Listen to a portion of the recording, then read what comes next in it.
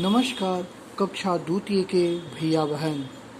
आज की कक्षा में पाठ हमारे देवता पर चर्चा करेंगे और इसे समझेंगे भी और पढ़ने का भी अभ्यास करेंगे।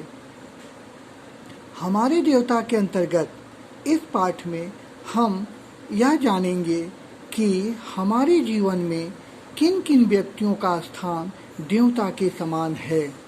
सर्वप्रथम हम अपने घर में माँ को लेते हैं।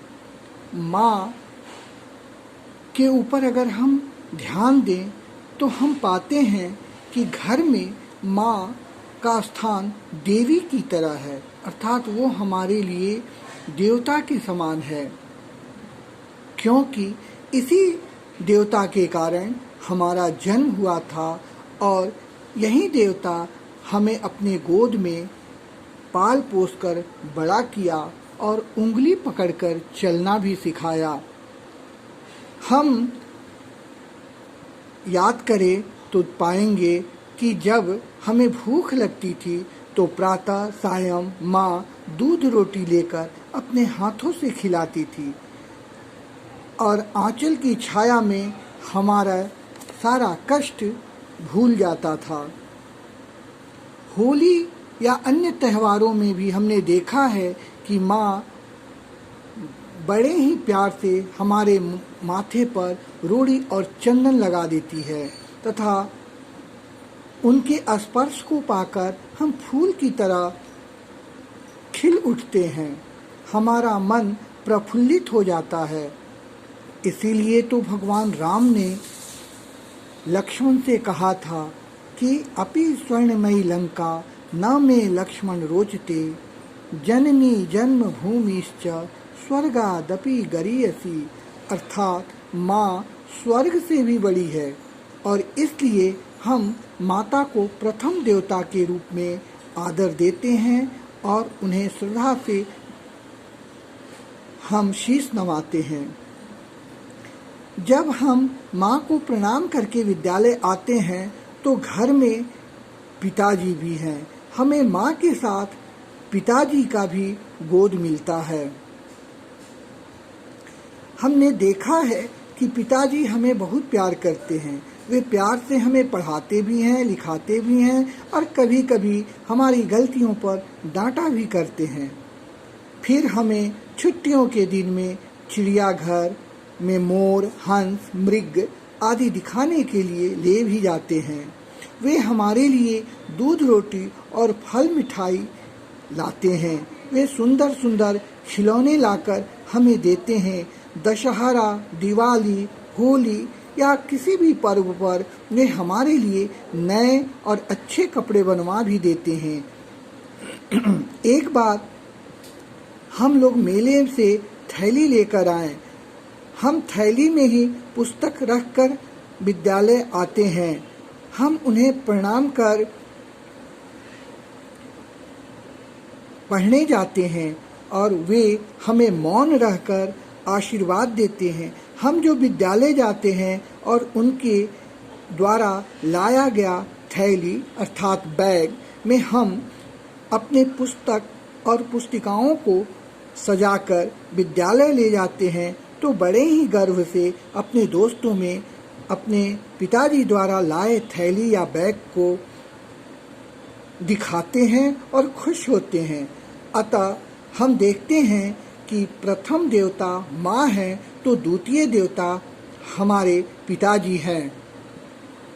हम विद्यालय जाते हैं थैली लेकर या बैग लेकर, वहाँ हमारे गुरुजी हमें अच्छे अच्छे ज्ञान देते हैं और हमें अ, आ, क, ख, ग सभी अक्षरों को सिखाते भी हैं। 1 से 100 तक की गिनती भी सिखा देते हैं। पहले छोटी पुस्तक पढ़ाते हैं, फिर धीरे धीरे बड़ी पुस्तकों को भी पढ़ाना प्रारंभ करते हैं।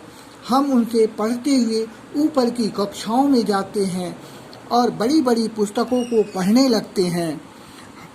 हम जानते हैं कि राम, कृष्ण, चंद्रगुप्त और शिवाजी जितने भी बड़े हुए और महान पुरुष हुए, वे लोग अपने गुरुजी से पढ़े हुए थे और उन्हीं की शिक्षा से वो महान व्यक्ति भी बने। हम भी जब बड़े होंगे तो अपने गुरुजी से पढ़कर देश संसार को जानेंगे, इतिहास और भूगोल को पढ़ेंगे, सूरज, चांद और धरती का विज्ञान के अंतर्गत ज्ञान पाएंगे। काशी और पटना की गंगा में नौका दौड़ हमें हमारे गुरुजी ही दिखाएंगे। हम ब्रह्मपुत्रों की लहरों को भी देखेंगे। गुरुजी हमारे अंधकार को दूर करके ज्ञान के प्रकाश की तरफ हमें चलने के लिए अग्रसरित करेंगे। इसलिए हम अपने गुरुजी अर्थात आचार्य जी को तृतीय देवता मानते हैं। अब चौथे देवता के विषय में जान लें।